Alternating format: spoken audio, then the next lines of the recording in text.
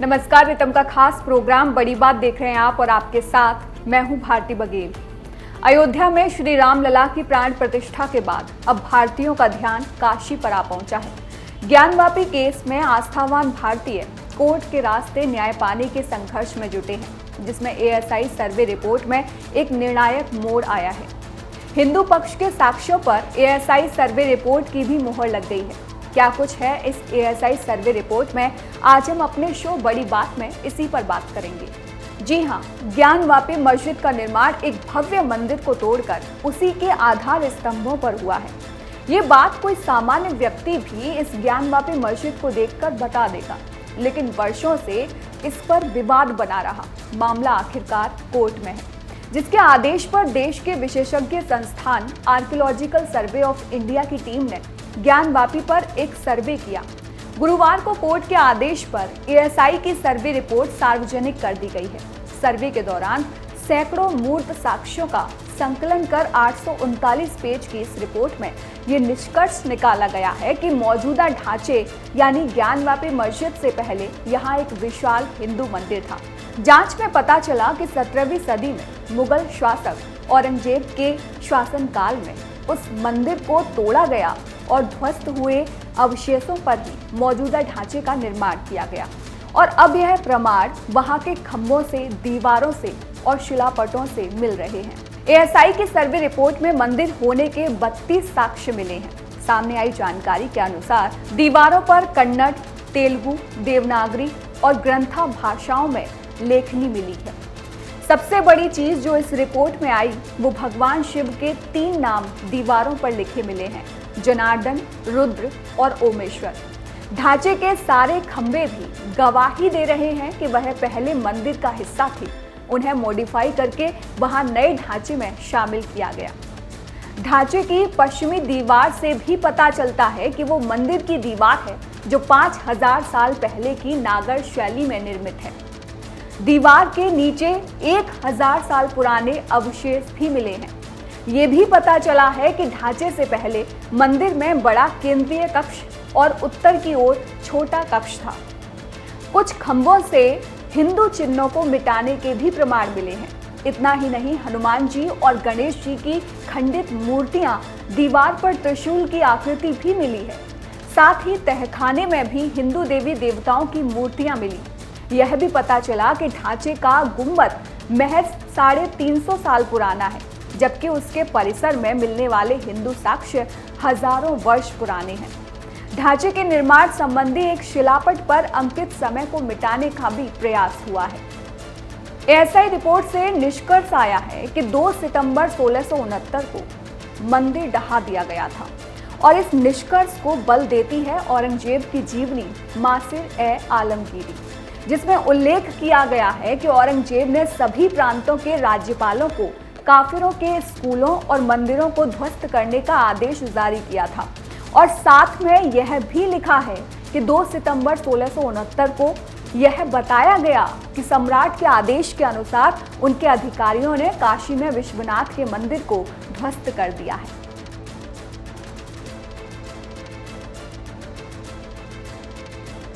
ASI ने अपनी report में संकलित किया है। इनमें 3 साक्ष्य तस्वीरों के साथ देखिए। पहली तस्वीर जिसमें आप देख रहे हैं, ज्ञानवापी के पश्चिमी चैम्बर में संगमरमर पत्थर का एक छोटा शिवलिंग मिला है, जो कि 2.5 सेंटीमीटर लंबा और 3.5 सेंटीमीटर चौड़ा है। ये मामूली रूप से क्षतिग्रस्त शिवलिंग एक स्तरीय पट पर स्थापित है। दूसरी तस्वीर आप देख रहे हैं, जिसमें सर्वे के दौरान एएसआई को भगवान विष्णु की एक 27 सेंटीमीटर लंबी और 17 सेंटीमीटर चौड़ी प्रतिमा मिली, जो चतुर्भुजाओं वाले विष्णु अर्धपर्यंकासन मुद्रा में बैठे हैं। उनके ऊपरी दाएं हाथ में गदा, निचले दायां हाथ खुली हथेली के साथ आशीर्वाद की मुद्रा में है। ऊपरी बाएं हाथ में चक्र है और निचले बाएं हाथ में शंख है। तीसरा साक्ष्य एक शिवलिंग के योनिपट के रूप में मिला, जो कि 21 सेंटीमीटर लंबा और 14 सेंटीमीटर व्यास का एक हिस्सा है, जिसके अग्र भाग पर एक सर्प उकेरा हुआ है। इसके अलावा भी अनेकों साक्ष्य हैं, जिनके आधार पर अब केस आगे चलेगा।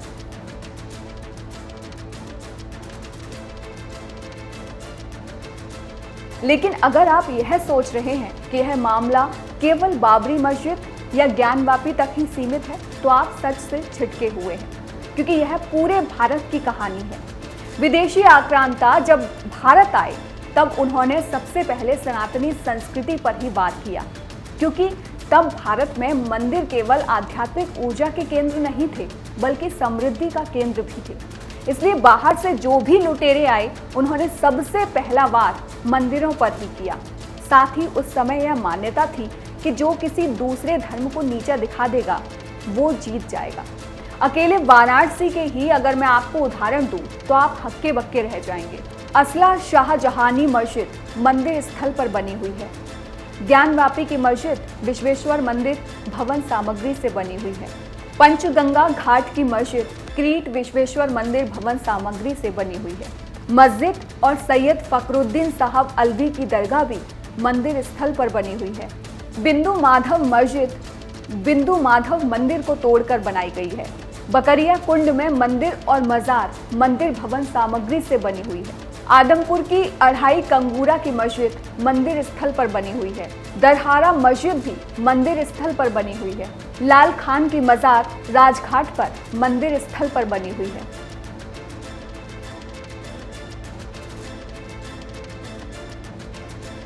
एएसआई की सर्वे रिपोर्ट के मुताबिक परिसर में वैज्ञानिक जांच या सर्वेक्षण के दौरान देखी गई सभी वस्तुओं का विधिवत दस्तावेजीकरण किया गया था।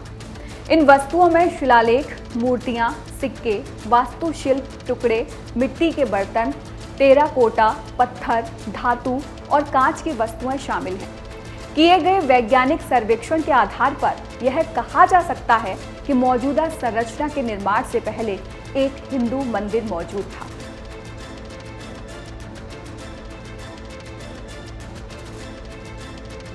तो ये था बड़ी बात का एक बड़ा मुद्दा। आपको यह प्रोग्राम कैसा लगा, हमें ज़रूर बताएं। आप नीचे कमेंट भी कर सकते हैं या फिर हमारी वेबसाइट पर अपना फीडबैक भी दे सकते हैं।